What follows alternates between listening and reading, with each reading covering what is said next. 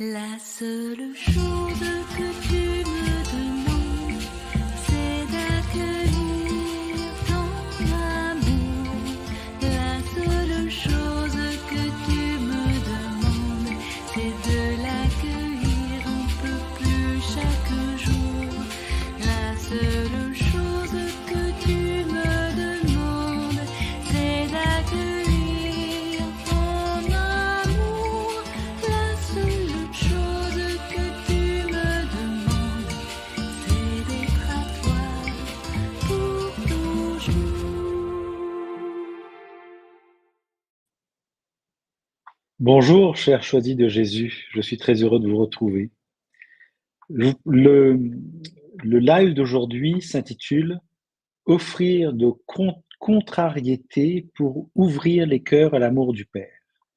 Offrir nos contrariétés pour ouvrir les cœurs à l'amour du Père. Cet enseignement donc se base sur la pensée de ce jour qui est extraite du message 94 du premier volume de Pour le bonheur des miens, mais choisis Jésus. Voici ce message.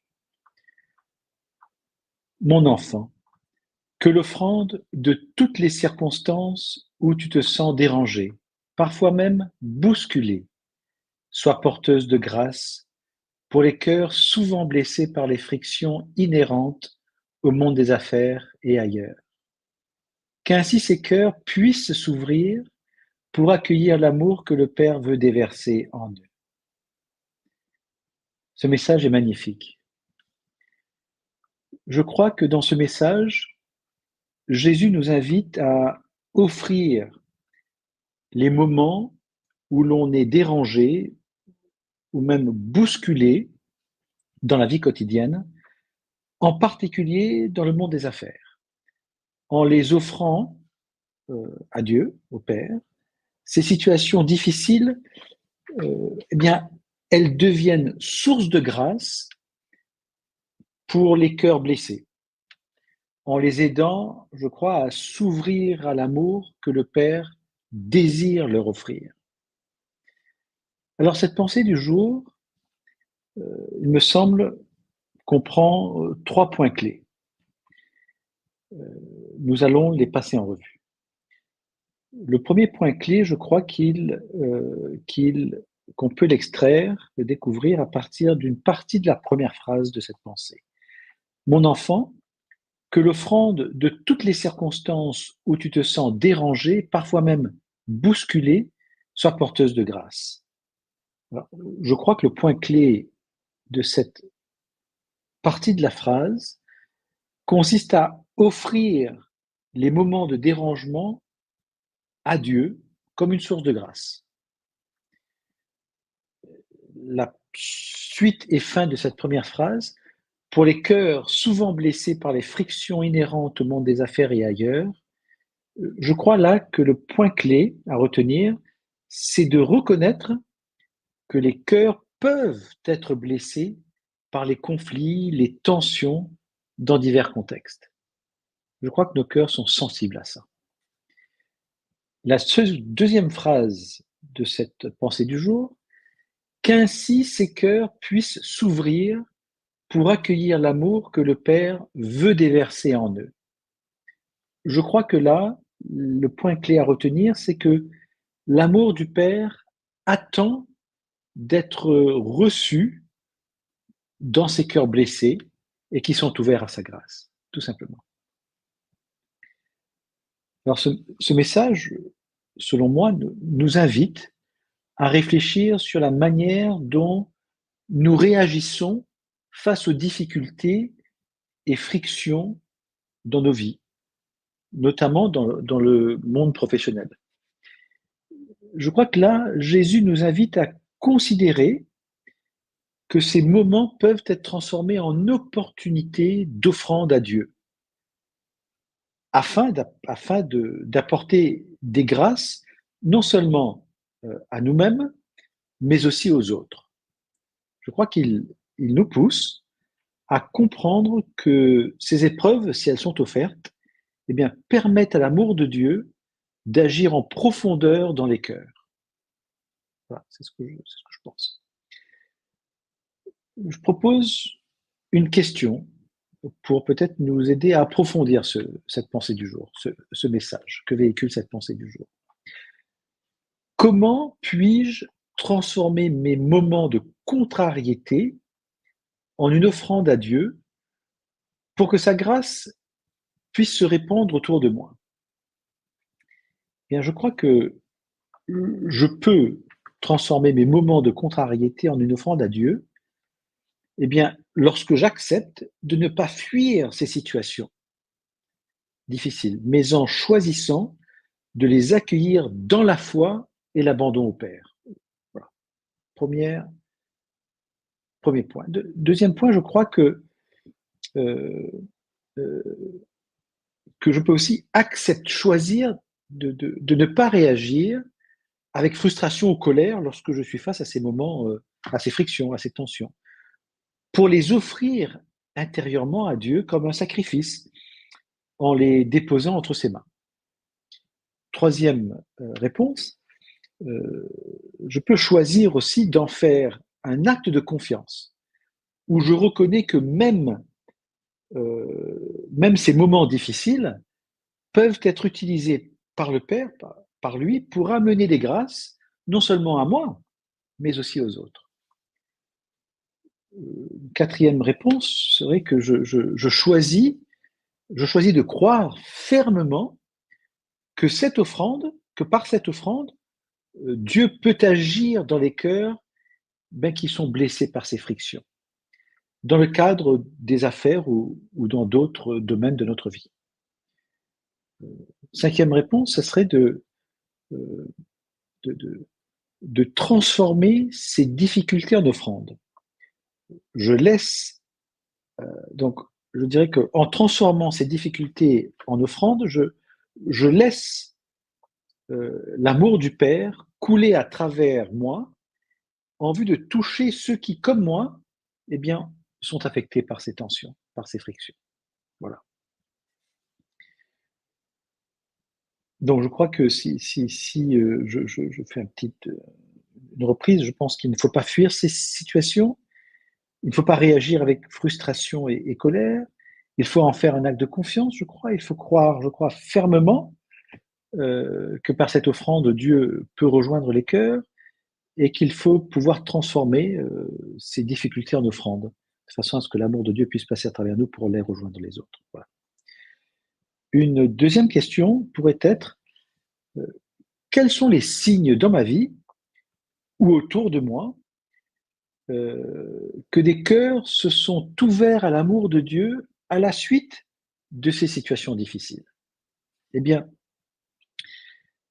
les signes que des cœurs se soient ouverts à l'amour de Dieu à travers ces situations difficiles, je crois qu'ils se manifestent souvent dans une plus grande paix intérieure, même lorsqu'il y a des tensions, même au milieu des tensions. Lorsque je fais l'offrande de mes contrariétés à Dieu, je peux observer chez moi ou chez les autres une transformation progressive des relations, un changement progressif dans nos interactions. Par exemple, euh, je dirais que les conflits dans le milieu professionnel, en fait, peuvent se calmer.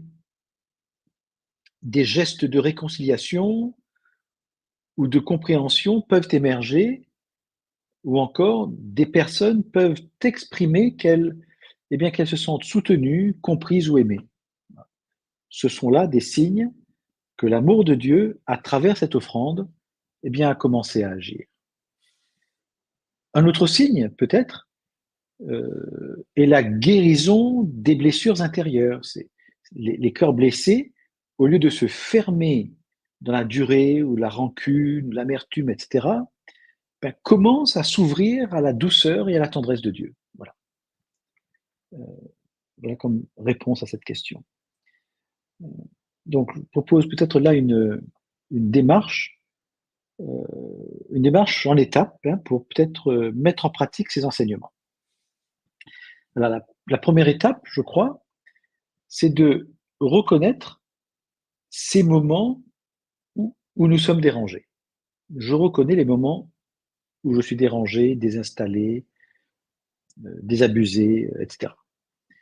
Donc, au quotidien, dans le monde des affaires ou ailleurs, hein, j'identifie la situation qui me dérange, là, j'en prends conscience. Ces situations qui me bousculent, qui me mettent dans l'inconfort. Voilà. Je les identifie, je les repère. Cela peut être un conflit avec un collègue, avec un client difficile, ou encore c'est peut-être une tâche frustrante, enfin, etc. Ça, c'est la première étape. Reconnaître ces moments de dérangement. Deuxième étape, ça serait de faire une offrande intérieure immédiate à Dieu. Donc, dès que je ressens une contrariété, une tension, frustration, enfin, eh bien, je prends un moment de silence intérieur. Je peux dire intérieurement une prière toute simple, hein, comme celle-ci par exemple. Seigneur, je t'offre cette situation qui me bouscule, qui me frustre, etc. Que ta grâce en découle pour guérir les cœurs blessés et ouvrir les miens et ceux des autres à ton amour. Donc, j'exprime dans ma prière, voilà, que ma demande de voir les cœurs blessés être guéris et d'ouvrir les cœurs, y compris les miens. Troisième étape, je m'entraîne, je m'exerce, je pratique l'abandon et la patience. Par exemple, donc, après avoir offert la situation, ben, je m'entraîne, je m'exerce à abandonner cette situation en ne cherchant pas à la résoudre immédiatement, ni à résoudre le problème par mes propres forces. J'accepte que je n'ai pas toujours le contrôle. La patience devient ici un moyen pour moi d'accueillir la grâce de Dieu qui agit souvent dans le silence et le temps. Voilà. Quatrième étape serait, je pense, d'être attentif au cœur blessé autour de soi. Donc, je ne suis pas centré sur moi, je suis à l'écoute des cœurs blessés, je les repère, voilà, je reste attentif à cela. Donc, par exemple, dans le monde des affaires donc, et ailleurs, hein, je porte mon attention sur ceux qui montrent des signes de blessure, frustration, la colère, le découragement, la perte de motivation, etc. Je prends l'initiative, par exemple, hein, d'une écoute bienveillante, d'une parole d'encouragement. Ce faisant, je deviens ainsi un canal par lequel l'amour du Père peut se déverser et aller rejoindre. Voilà. Une cinquième étape serait de rendre grâce pour chaque petite transformation dont je suis témoin. Chaque fois que je perçois un signe d'ouverture ou de transformation dans mon propre cœur ou dans celui des autres, eh bien, je rends grâce à Dieu. Cela, je crois, me permettra de rester attentif à l'action de la grâce et de renforcer mon engagement à offrir chaque circonstance difficile. C'est une question d'habitude. La sixième étape sera de consacrer un temps quotidien à la prière d'offrande. Chaque jour, par exemple, hein, je prends quelques minutes pour offrir à Dieu toutes les contrariétés de ma journée. Je peux aussi le faire le matin, en prévision de ce qui viendra dans ma journée, ou le soir, en récapitulant ma journée. Midi aussi. Je remets ces moments à Dieu en lui demandant que chaque situation vécue porte du fruit dans les cœurs blessés, que son amour puisse se déployer, se diffuser et venir les transformer et transformer ces situations en grâce et en bénédiction. Voilà, tout simplement. Donc, si je reprends un petit peu ces étapes, donc nous avons le fait de reconnaître ces moments où je vis une difficulté, un découragement, une tension, un dérangement, c'est de faire tout de suite une offrande intérieure au Père, c'est de m'exercer à lui abandonner la situation en question, et à être patient dans l'accueil de la grâce que je reçois de Dieu, qui est une grâce de transformation. Quatrième étape, c'est cette attention que je porte autour de moi, au cœur blessé que je rencontre, qui se présente à moi ou dont je suis témoin. Donc, je me tourne vers eux, je, je, je me rends disponible, avec une écoute bienveillante, par exemple, une parole d'encouragement, etc. La cinquième étape, c'est de rendre grâce pour toutes ces transformations dont je suis témoin, que ce soit chez moi ou chez les autres. Je rends grâce à Dieu. La sixième étape, c'est de prendre du temps chez moi, ou le matin, ou le soir, ou le midi, peu importe, pour chaque jour, hein, pour m'exercer à cette prière d'offrande. Parce que toute situation, la providence divine me permet d'être témoin, d'être présent dans ces situations, d'être témoin d'événements, etc., où ces frictions existent, en vue de pouvoir intercéder pour eux, en vue d'offrir ces situations au Père, afin qu'il puisse toutes les transformer en grâce et en bénédiction. Voilà, je pense que en suivant cette démarche, je pense que nous pouvons rester fidèles à l'esprit de cette pensée du jour, qui consiste donc à transformer les moments de difficulté en occasion de grâce, hein, en vue d'ouvrir les cœurs, y compris le mien, à l'amour que le Père désire déverser. Je crois qu'en conclusion, ce que j'aimerais dire peut-être en conclusion, c'est que toute situation malheureuse est digne d'être offerte au Père. C'est la première conclusion, première leçon que j'en retire. Deuxième leçon, c'est que toute offrande au Père est porteuse de grâce et de bénédiction. C'est juste incroyable. Troisième leçon que j'en retire, c'est toute offrande au Père, eh bien, ouvre les cœurs à l'amour de Dieu, les cœurs qu'il aura choisis à l'amour de Dieu, tout simplement.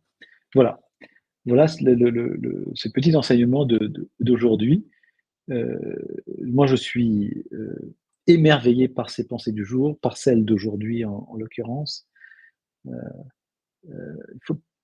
Ça nous invite à prendre le temps de nous arrêter dessus, d'essayer de retirer de ces messages, voilà, ces enseignements que ces messages véhiculent. Prendre le temps de s'arrêter, demander à Dieu de nous inspirer, de nous montrer le chemin, etc. En tout cas, moi, j'ai pris plaisir à préparer ce live et j'espère que vous aurez pris autant de plaisir que moi à l'entendre. Je vous souhaite une bonne semaine. Je vous souhaite de vous exercer à cette offrande, à offrir vos contrariétés pour ouvrir les cœurs, le vôtre et ceux des autres, à l'amour de Dieu. Je propose donc de terminer comme à notre habitude en répétant ensemble: parce que l'amour nous aime, nous devenons l'amour. Parce que l'amour nous aime, nous devenons l'amour. Parce que l'amour nous aime, nous devenons l'amour. Au revoir.